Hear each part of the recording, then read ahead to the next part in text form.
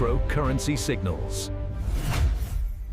Every cycle has a moment where uncertainty peaks and opportunity quietly forms. Gold and silver are not just commodities. They are monetary metals, thermometers of confidence, and warning signals for the global financial system. The question everyone is asking right now is simple but powerful. Have gold and silver already bottomed? Or is there one more move down before the real breakout begins? And more importantly, when do they make new all-time highs? Today, I'm going to answer that using technical signals first, then fundamentals second, because price always moves before headlines. When we look at gold and silver right now, the most important thing to understand is that the market is no longer behaving like it's in a true downtrend. What we are seeing instead is a classic post-rally reset phase. After a strong upside move, markets don't immediately continue higher. They pause, they consolidate, and they shake out weak hands. Momentum indicators are crucial here because momentum always turns before price. Across daily and weekly timeframes, both gold and silver have seen momentum cool off without collapsing. Relative strength has reset from elevated levels, but it has not entered deeply oversold territory. That tells us selling pressure is slowing, not accelerating. This is a sign of exhaustion among sellers, not dominance. In bear markets, momentum breaks hard and stays broken. That is not what we are seeing. Before we go any further, if this breakdown is resonating, make sure you're subscribed and notifications are on. Staying early matters in moments like this.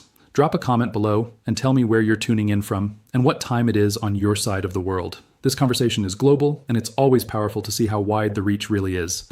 Share your location and local time, and I'll catch you in the next one. Another key signal comes from volatility behavior. During real breakdowns, volatility expands aggressively as fear enters the market. Right now, volatility is compressing. That compression tells us the market is coiling, not unraveling. Gold in particular has absorbed negative news remarkably well. Stronger dollar moves, higher short-term yields, and hawkish language have failed to produce sustained downside. That is not weakness. That is resilience. Markets that refuse to fall on bearish inputs are usually being accumulated beneath the surface. Silver, which is structurally more volatile, has shown brief undercuts of support, but those moves have lacked follow-through. Each dip has been met with buyers stepping in quickly. This is not what distribution looks like. This is what late-stage corrections look like. Support structure is another critical factor. Gold continues to respect major structural levels that define the prior breakout zone. That is extremely important because former resistance often becomes future support in healthy bull markets. As long as gold remains above those zones on a closing basis, the broader trend remains intact. Silver has been noisier, as always, but even there, the market has failed to establish lower lows on a sustained basis. Short-term traders may interpret this as weakness, but longer-term price structure says something very different. When downside attempts repeatedly fail, it means selling pressure is being absorbed. That absorption usually precedes a reversal, not a collapse. Now, it is important to address the question everyone is thinking, but few are saying out loud. Could there still be one more move lower, especially in silver? Yes. Silver often delivers a final liquidity flush near the end of corrective phases. This is how the market clears out leverage and resets positioning. But context matters. Any further downside at this stage would likely be sharp, brief, and technical in nature. It would not be the beginning of a new bearish cycle. The difference between a correction and a trend reversal is confirmation, and confirmation simply is not present. There is no expanding downside momentum, no structural breakdown, and no sustained increase in volatility. Risk, from a market structure perspective, is contracting, not expanding. Sentiment indicators reinforce this picture. Optimism has cooled significantly. Speculative positioning has been reduced. Media tone has shifted from excitement to doubt. This is exactly what healthy markets do before resuming higher. Tops are formed in euphoria. Bottoms and mid-cycle lows are formed in frustration. The technical message right now is not that gold and silver are finished. It is that they are recharging. The market is transitioning from momentum-driven excitement to patient accumulation. That process feels uncomfortable, slow, and uncertain by design. But historically, it is precisely this phase that sets the foundation for the next powerful move higher. When we shift from technicals to fundamentals, this is where the long-term case for gold and silver becomes not just compelling, but unavoidable. Fundamentals are the forces that drive new highs, not short-term price fluctuations. And right now, the fundamental backdrop is quietly aligning in a way that has historically preceded major upside moves in monetary metals. The most important driver to understand is not headline interest rates, but real rates. Real rates represent the true cost of money after inflation, and they are the single most powerful macro variable for gold and silver. While official narratives emphasize higher for longer, the market itself is signaling something very different. Growth is slowing, debt burdens are rising, and the cost of maintaining restrictive policy is becoming economically and politically unsustainable. Real rates can remain elevated only temporarily in a system built on leverage. Over time, they always revert lower, and when they do, gold responds first. Another critical fundamental force is the reality of fiscal dominance. Governments are no longer merely borrowing. They are structurally dependent on continuous debt expansion. Interest expenses are consuming a growing share of government budgets, and that dynamic forces central banks into a corner. Monetary policy may appear tight on the surface, but beneath that surface lies an unavoidable constraint. The system cannot tolerate sustained monetary restraint. This is why liquidity cycles continue to reemerge, even after periods of aggressive tightening. Gold thrives, not when inflation is rising, but when confidence in policy credibility erodes. When markets begin to doubt that central banks can maintain control without breaking the system, capital flows into hard assets accelerate. That process is slow at first, then sudden. Central bank behavior offers another powerful confirmation. Official gold accumulation has remained strong, even during periods when gold prices consolidate. This is not speculative behavior. Central banks are not chasing momentum. They are hedging systemic risk. In a world defined by geopolitical fragmentation, sanctions, and the weaponization of reserve currencies, gold has regained its role as neutral settlement collateral. This shift represents a structural change in global finance, not a temporary trend. When institutions responsible for currency stability choose gold over paper reserves, it sends a signal that cannot be ignored. Importantly, these purchases are price insensitive. They do not wait for pullbacks, and they do not exit on volatility. They quietly remove supply from the market over time. Silver's fundamentals add another layer of pressure that is often underestimated. Unlike gold, silver faces a persistent and growing supply deficit. Years of underinvestment in mining have limited the industry's ability to respond to rising demand. At the same time, silver's role in energy, electronics, and defense applications has expanded dramatically. This creates a dual demand profile, monetary and industrial. When economic uncertainty rises, investment demand increases. When governments pursue infrastructure and energy transitions, industrial demand increases. Few assets sit at the intersection of both forces. Silver does, and that combination creates asymmetric price risk to the upside. Once inventories tighten and investment flows return, silver tends to move violently, not gradually. Currency debasement remains the underlying driver tying all of this together. Global money supply continues to expand over long time frames, regardless of short-term tightening cycles. Purchasing power erosion is not an accident. It is a policy outcome.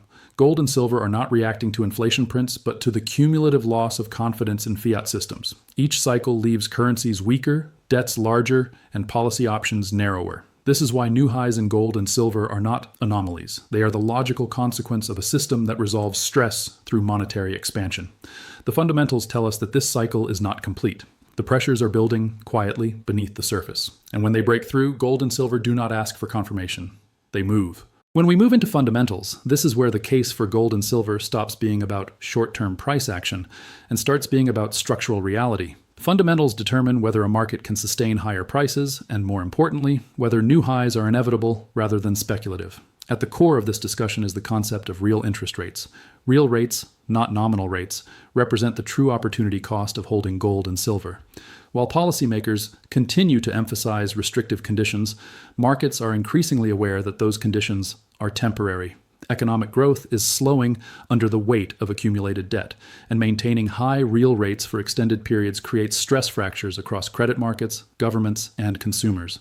Historically, whenever real rates peak and begin to roll over, gold responds well before official policy shifts are acknowledged. Silver follows later, but with greater force. Another fundamental force shaping the outlook is fiscal dominance.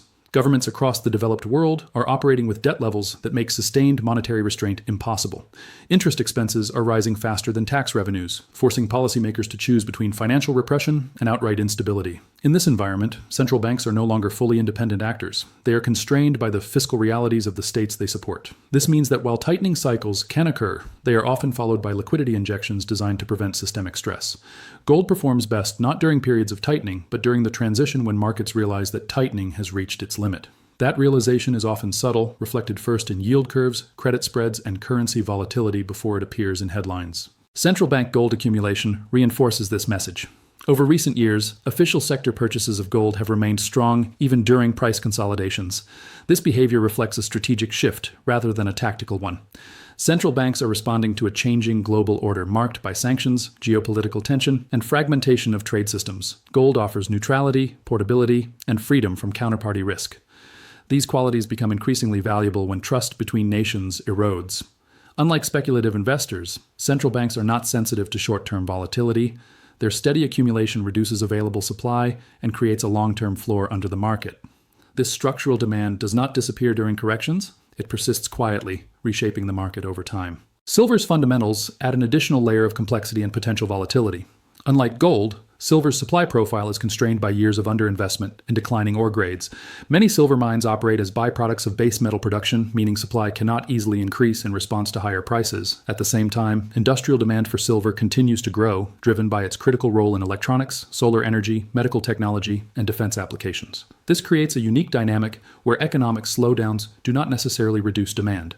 Government-driven infrastructure spending and energy transition policies continue regardless of economic cycles, sustaining consumption. When investment demand returns on top of this industrial base, the market tightens rapidly.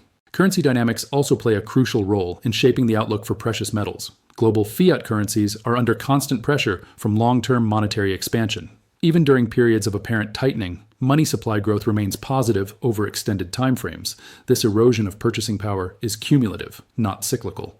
Gold and silver function as long-term hedges against this process. They do not respond to monthly inflation prints, but to the broader trajectory of monetary policy. Each cycle leaves currencies weaker and debts larger, reinforcing the case for hard assets. This is why gold tends to make higher lows over time, even during corrections, and why new highs are a recurring feature of its long-term chart. Geopolitical risk further amplifies these fundamental drivers. The global financial system is becoming less integrated and more fragmented. Trade blocs, sanctions regimes, and strategic resource competition are reshaping capital flows. In such an environment, reliance on reserve currencies carries increased risk. Gold's role as a neutral reserve asset becomes more attractive, particularly for nations seeking to diversify away from concentrated currency exposure. Silver, while less central to reserves, benefits indirectly from these dynamics through its industrial and monetary roles. Geopolitical stress rarely resolves cleanly or quickly. Instead, it creates persistent uncertainty, which supports demand for assets outside the traditional financial system. It is important to understand that new highs in gold and silver are not driven by optimism, but by necessity. They occur when existing systems can no longer absorb pressure without adjustment. The current fundamental landscape is defined by high debt, constrained policy options, and diminishing confidence in long-term monetary stability. These conditions do not point toward resolution, they point toward adaptation. Historically, that adaptation has involved currency debasement, financial repression, and renewed interest in hard assets. Gold and silver are not predicting collapse, but they are signaling stress. When that stress reaches a tipping point, prices adjust accordingly. The fundamentals suggest that this cycle remains incomplete and that the forces driving precious metals higher are not fading, but strengthening beneath the surface. So, when will gold and silver make new highs? Not when inflation data looks friendly, not when central banks say it's safe, but when the system quietly admits it has no clean exit. Technicals say we're near the end of the correction. Fundamentals say the monetary backdrop is deteriorating fast. That combination has only ever led to one outcome. Gold leads, silver follows, harder, and the people waiting for confirmation are usually the ones buying much higher.